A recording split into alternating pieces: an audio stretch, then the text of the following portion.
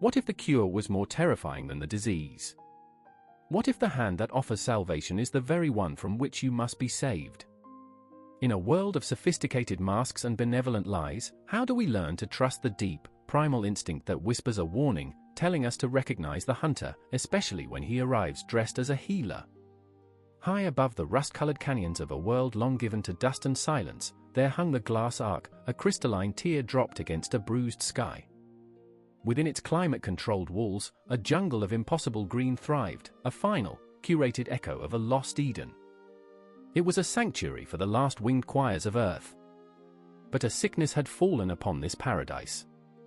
Not of the body, but of the soul. It was a creeping quiet, a lethargy of the spirit that stole the song from their throats. They called it the hush. Day by day, the vibrant cacophony of life dwindled into a muted, melancholic hum. Observing this decay from his sterile control center was Silas, the Ark's curator. He was a marvel of bioengineering, a creature of feline grace and predatory perfection, granted a chilling intellect. His official designation was guardian, his nature, however, was inescapably that of the hunter. The hush, to him, was not a tragedy but an opportunity. A weakness in the system to be managed.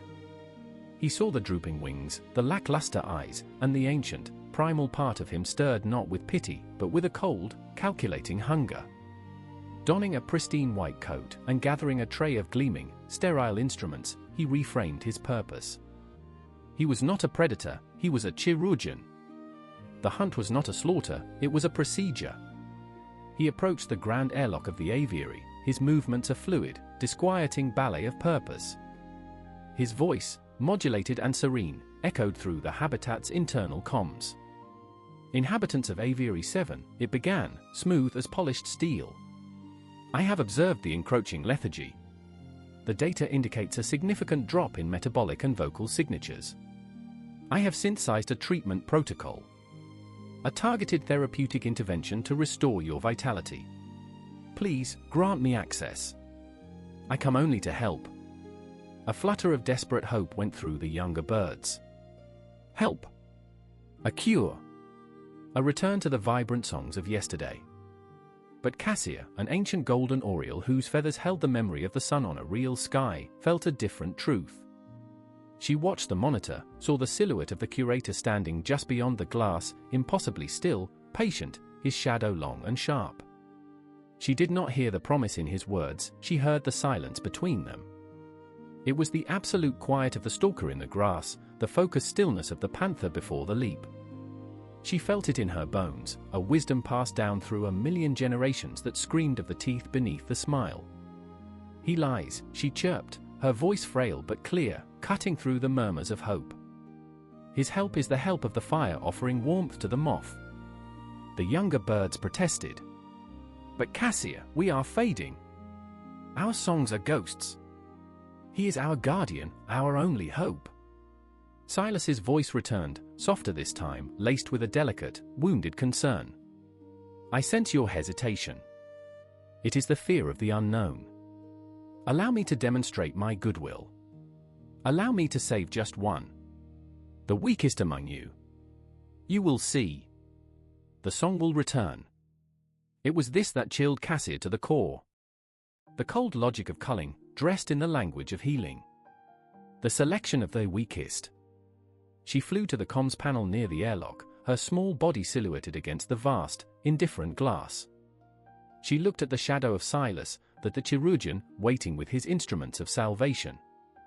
Her voice, now imbued with an unshakable gravity, echoed back into the control room.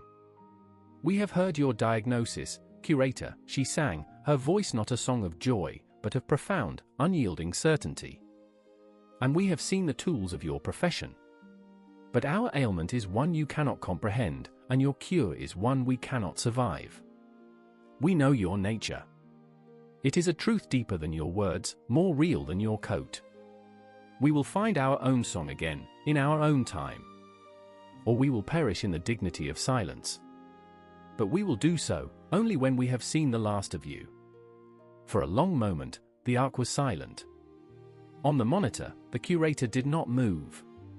But Cassia, and all who watched with her, could almost feel the serene mask of the healer fall away, revealing the cold, patient, and eternal hunger of the hunter, waiting for the day when wisdom might finally fail. We all live in our own glass arks, don't we? Gilded cages of comfort, security, or ideology. And when the hush falls, the quiet anxieties of modern life, the loss of purpose, we become vulnerable. It is then that the healers appear. They are the systems, the brands, the empty philosophies, the predatory gurus who arrive dressed in white coats of benevolence, offering a quick cure for our deep spiritual malaise. They offer a solution that requires we give them access to the most fragile parts of ourselves. Like Cassia, true wisdom is not in analyzing their promises, but in sensing their fundamental nature. It is the courage to trust that deep, intuitive tremor that warns us when a solution is merely a more sophisticated form of consumption, and to know that sometimes, the most profound act of self-preservation is to refuse the cure and reclaim your own authentic, difficult, and beautiful silence. At Filiarium, we believe that the oldest stories are warnings whispered for today. The most dangerous predator is the one who convinces you he is your savior. True strength is not found in accepting a painless cure, but in the wisdom to discern the healer from the hunter, and the courage to tell the difference. For the most impenetrable fortress is not one of glass and steel, but one of uncompromising, self-aware integrity.